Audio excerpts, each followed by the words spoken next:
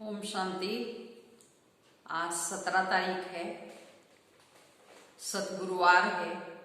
तो आज सारा दिन मैं विश्व कल्याणकारी आत्मा हूँ इस स्वमान का अभ्यास करेंगे और हर एक के प्रति कल्याण की दृष्टि रखेंगे। तो कल्याण की दृष्टि रखने से अनेक आत्माओं की दुआएं प्राप्त कर सकेंगे। हमारे अंदर का देह अभिमान निकल जाएगा और निमित्त भाव बना रहेगा। इसलिए सारा दिन मैं विश्व कल्याणकारी आत्मा हूँ, विश्व का कल्याण करने वाली हूँ, इस स्वमान का अभ्यास करना है। साथ साथ आज बाबा ने कहा है, दुनिया के अंदर गुरु तो बहुत है, लेकिन सदगुरु एक शिव बाबा है जो हमारी ऊंच तकदीर बनाने के लिए आए हैं। तो हमको भी उनकी श्रीमत पर चलकर अपनी ऊंच तकदीर ऊंच भाग्य बनाना है।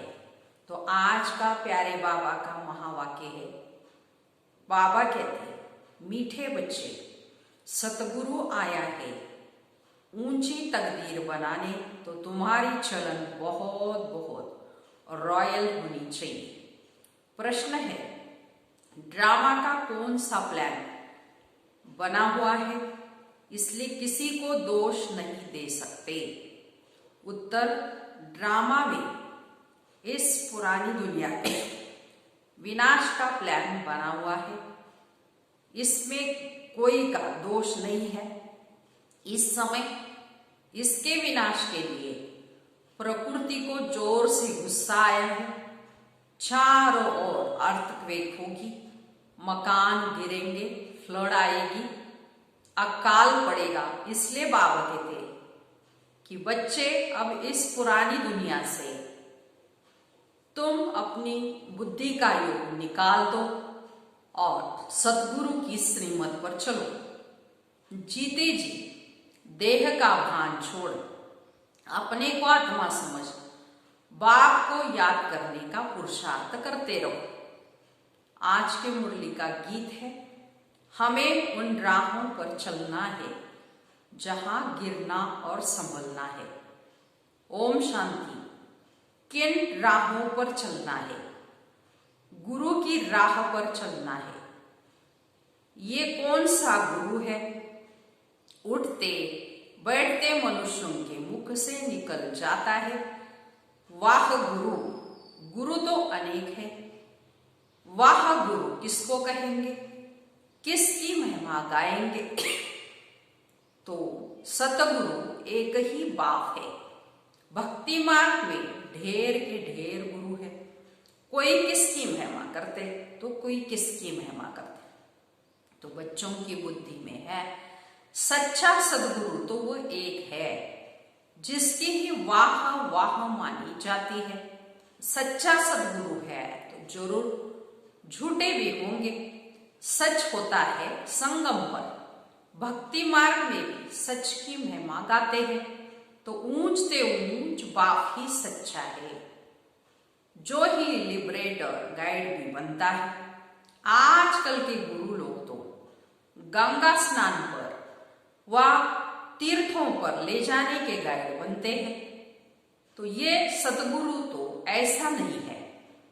तो जिसको सभी याद करते हैं, हे पतित पावन आओ, तो पतित पावन सदगुरु को ही कहा जाता है। तो वही पावन बना सकते हैं, वो लोग तो पावन बना न सके। तो वह कोई ऐसे नहीं कहते कि मामी एकम याद करो। भल गीता भी पढ़ते, परंतु अर्थ का भी पता बिल्कुल नहीं है। अगर समझते सदगुरु एक है तो अपने को वो गुरु नहीं कहलाते। तो ड्रामानुसार भक्ति मार्ग की डिपार्टमेंट ही अलग है और ज्ञान मार्ग की डिपार्टमेंट अलग है, जिसमें अनेक गुरु अनेक भक्त है। भक्ति मार्ग ये तो एक ही है। फिर ये देवी देवता पहले नंबर में आते हैं। तो अभी है लास्ट में। तो बाप आकर इनको सतयुग की बादशाही देते हैं। तो और सबको ऑटोमेटिकली वापस जाना है। इसलिए सर्व का सद्गति दाता एक कहा जाता है। तो तुम समझते हो कल्प कल्प संगम पर ही देवी देवता धर्म की स्थापना होती है, तो तुम पुरुषोत्तम बनते हो, बाकी और कोई काम नहीं करते। तो बाबा कहते हैं गाया भी जाता है गति सदगति दाता एक है। तो ये बाप की महिमा है। गति सदगति संगम पर ही मिलती है। सतयुग में तो है एक धर्म, ये भी समझ की बात, परंतु ये बुद्धि देवे कौन? तो तुम समझते हो, बाप आकर ये युक्ति हमको बताते हैं, श्रीमत देते हैं। किसको? आत्माओं को। तो वो बाप भी है, सदगुरु भी है, तो टीचर भी है, तो ज्ञान सिखाते हैं ना। बाकी सब गुरु भक्ति सिखाते हैं। तो बाबा तो ज्ञान से सदगति देते हैं। तो इस पुरानी दुनिया से हम फिर चले जाते। तुम्हारा ये बेहद का संन्यास है। तो बाबा ने समझा अब 84 जन्म का चक्र तुम्हारा पूरा हुआ है, तो अब ये दुनिया खत्म होनी है। और कोई बीमार सीरियस होता है तो कहेंगे अब ये तो जाने वाला है, उसको क्या याद करेंगे। तो बाबा की तरह से इस पुरानी दुनिया की हालत है। तो शरीर खत्म हो जाएगा, बाकी आत्मा तो जाकर दूसरा शरीर लेती है।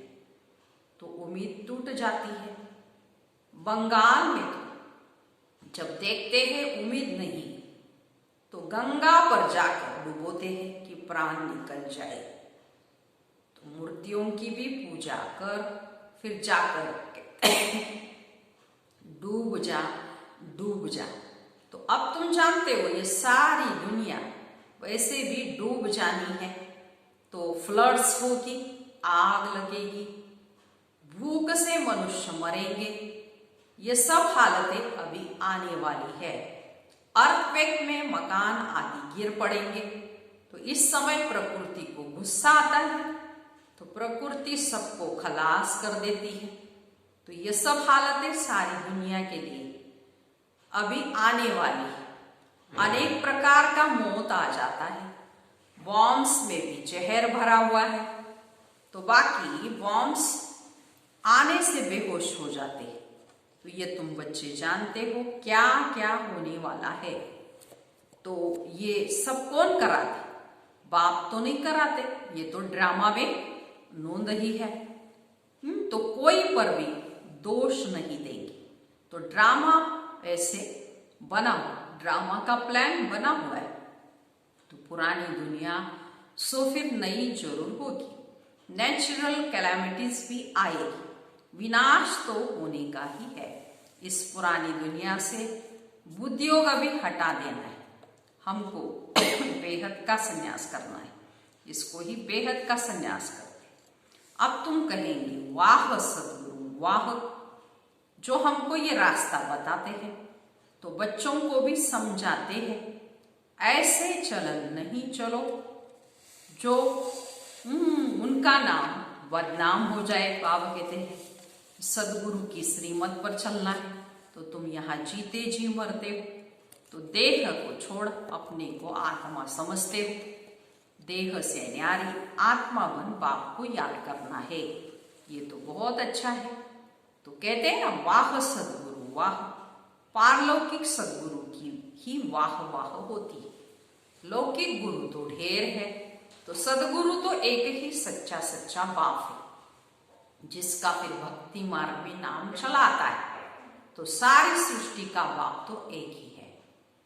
तो नई सृष्टि की स्थापना कैसे होती है, तो ये भी किसको पता नहीं। तो शास्त्रों में दिखाते हैं प्रलय हो गई, फिर पीपल के पत्ते पर श्री कृष्ण आया। तो अब तुम समझते हो पीपल के पत्ते पर कृष्ण कैसे आएगा। कृष्ण की महिमा करने से कुछ फायदा ही नहीं होता। तो तुम चढ़ती कला में जाने के लिए पुरुषार्थ करते हो, तुमको सदगुरु मिला है। कहते हैं ना चढ़ती कला तेरे भानी सर्व का भला। तो रूहानी बाप आत्माओं को बैठ समझाते हैं। तो 84 जन्म भी आत्मा के लिए है। तो हर एक जन्म में नाम रूप दूसरा हो जाता है। ऐसे नहीं कहेंगे कि फलाने ने 84 जन्म लिए, नहीं, आत्मा ने 84 जन्म लिया। शरीर तो बदलते जाते हैं। तो तुम्हारी बुद्धि में यह सब बातें हैं, तो सारी नॉलेज बुद्धि में रहनी चाहिए। तो कोई भी आए तो उनको समझाए कि आदि सनातन देवी देवताओं का राज्य था, फिर मध्य में द्वापार से रावण राज्य शुरू हुआ, सीढ़ी उतरते रहे। सतयुग में कहेंगे सतो प्रधान, फिर सतो रजो तमो में उतरते हैं। ऐसे चक्र फिरता रहता है। कोई कोई कहते हैं बाबा को क्या पड़ी थी जो 84 के चक्र में हमको लाया। तो लेकिन ये तो सृष्टि चक्र अनादि बना हुआ है, इनके आदि मध्य अंत को जानना है। मनुष्य होकर अगर नहीं जानते तो वह नास्तिक है। जानने से तुमको कितना ऊंच पद मिलता है, यह पढ़ाई कितनी ऊंच है। बड़ा इम्तिहान पास करने वाले की दिल में खुशी होती है ना, तो हम बड़े से बड़ा पद पाएंगे। तो तुम जानते हो लक्ष्मी अपने पूर्व जन्म में सीखकर फिर मनुष्य से देवता बने हैं। तो इस पढ़ाई से ये राजधानी अभिस्थापन हो रही है। पढ़ाई से कितना देखो ऊंच पद मिलता है। मानव आगे ये हायर एजुकेशन है, तो हम मनुष्य से देवता बन रहे हैं, तो हमको ये बेहद की खुशी चाहिए। तो इतने बड़े बड़े मंदिर जो बनाते अथवा जो बड़े बड़े विद्वान आदि है, उनसे पूछो कि सतयुग आदि में इन्होंने जन्म कैसे लिया, तो बता नहीं सकेंगे। तो तुम जानते हो ये तो गीता वाला ही राजयोग है। गीता पढ़ते आए परंतु उससे तो कुछ भी फायदा नहीं है। अब तुमको बाप बैठ सुनाते हो, तो तुम कहते हो बाबा हम आपसे 5000 वर्ष पहले भी मिले थे। तो क्यों मिले थे? स्वर्ग का वर्षा लेने, तो लक्ष्मी नारायण बनने के लिए। अभी भी छोटे बड़े बूढ़े आदि आते हैं, तो ये जरूर सीख कर ही आते हैं। तो एम ऑब्जेक्ट ही ये है। तो सत्यनारायण की सच्ची कथा है ना। तो अब तुम समझते हो कि ये राजाई स्थापन हो रही है। जो अच्छी रीति समझ लेते हैं उनको आंतरिक खुशी रहती है। तो बाबा पूछेंगे हिम्मत है ना राजाई लेने की? तो कहते हैं बाबा क्यों नहीं, हम पढ़ते ही है नर से नारायण बनने के लिए। तो इतना समय हम अपने को देह समझ बैठे थे। तो अभी बाबा ने कहा कि तुम आत्मा हो, तो अब बाप ने हमको राइट रास्ता बताया है। देही अभिमानी बनने में मेहनत लगती है, घड़ी घड़ी अपने नाम रूप में फंस पड़ते हैं। तो बाबा कहते इस नाम रूप से न्यारा होना है। अब आत्मा की तो बात है, अब आत्मा भी तो नाम है ना, तो बाप है सुप्रीम परमात्मा। तो लौकिक बाप को परम पिता परमात्मा नहीं कहेंगे, परम अक्षर एक बाप को ही दिया है। तो वहां गुरु भी इनको ही कहते हैं। तो तुम सिख लोगों को भी समझा सकते हो। ग्रंथ साहेब में तो पूरा वर्णन है, और कोई शास्त्र में इतना वर्णन नहीं है जितना ग्रंथ में है। जप साहेब सुखमनी में है, ये बड़े अक्षर 2 है। तो बाबा कहते साहेब को याद करो तो 21 जन्मों का सुख मिलेगा। इसमें मूंझने की तो बात ही नहीं है। बाबा बहुत सहज करके समझाते। कितने हिंदू ट्रांसफर होकर जाकर सिख बने हैं। तो तुम मनुष्यों को रास्ता बताने के लिए चित्र आदि बनाते हो, तो कितना सहज समझा सकते हो। तुम आत्मा हो, फिर भिन्न भिन्न धर्मों में आए हो। ये वैरायटी धर्मों का झाड़ है, और कोई को ये पता नहीं कि क्राइस्ट कैसे आता है। तो बाप ने समझाया है नई आत्मा को गर्भभोग कभी भी नहीं हो सकता। क्राइस्ट की आत्मा ने कोई थोड़े ही विक्रम किया जो सजा मिले। ये तो सतो प्रधान आत्मा आती है, जिसमें आकर प्रवेश करती है, उसको क्रॉस आदि पर चढ़ाते हैं। तो क्राइस्ट को नहीं, वो तो जाकर दूसरा जन्म ले बड़ा पद पाती है। पोप के भी चित्र है। इस समय ये सारी दुनिया बिल्कुल ही वर्थ नॉट ए पेनी है। तुम भी थे तो तुम अब वर्थ पाउंड बन रहे हो। तो ऐसे नहीं कि उन्हों के वारिस पिछाड़ी में खाएंगे, कुछ भी नहीं। तो तुम अपने हाथ भरतू करके जाते हो, बाकी सब हाथ खाली करके जाएंगे। तो तुम भरपूर होने के लिए अभी पढ़ते हो, ये भी जानते हो कल पहले आए हैं वही आएंगे। थोड़ा भी सुनेंगे तो आ जाए, सब इकट्ठे तो देख भी नहीं सकेंगे। तो पूरी ढेर प्रजा बनाते हो, बाबा सबको थोड़ी देख सकते। थोड़ा बहुत सुनने से प्रजा तो बन ही जाती है ना। तो तुम गिनती भी नहीं कर सकेंगे। तो तुम बच्चे सर्विस पर हो, बाबा भी सर्विस पर है। बाबा सर्विस बिगर तो रह ही नहीं सकते। और रोज सुबह को सर्विस करने आते हैं, सत्संग आदि भी सुबह को करते हैं। उस समय सबको फुर्सत होती है। बाबा तो कहते तुम बच्चों को घर से बहुत सवेरे भी नहीं आना है और रात को भी नहीं आना चाहिए, क्योंकि दिन प्रतिदिन दुनिया बहुत खराब होती जाती है। इसलिए गली गली में सेंटर ऐसा नजदीक होना चाहिए, जो घर से निकले सेंटर पर आए तो सहज हो जाए। तो तुम्हारी वृद्धि होती जाएगी, तब राजधानी स्थापन होगी। तो बाबा समझाते तो बहुत सहज। तो ये राजयोग द्वारा स्थापना कर रहे हैं, बाकी ये सारी दुनिया होगी ही नहीं। प्रजा तो कितनी ढेर बनती है, तो माला भी बननी है। मनुष्य तो जो बहुत तुमकी सर्विस कर आप समान बनाना है। तो बाबा कहते हैं मुख्य तो जो बहुतों की सर्विस कर आप समान बनाते, वही माला के दाना बनते। तो लोग माला फेरते परंतु अर्थ थोड़ी समझते। तो बहुत गुरु लोग माला फेरने के लिए भी देते कि बुद्धि इसमें लगी रहे। तो काम महाशत्रु है, दिन प्रतिदिन बहुत कड़ा होता जाएगा, तमो प्रधान बनते जाते। ये दुनिया बहुत गंदी है। बाबा तो बहुत कहते हैं, हम तो बाबा को बहुत लोग कहते हैं हम तो बहुत तंग हो गए, जल्दी सतयुग में ले चलो कहते हैं। बाबा कहते धीरज धरो, स्थापना होनी है, ये खात्री है, ये खात्री ही तुमको लेके जाएगी।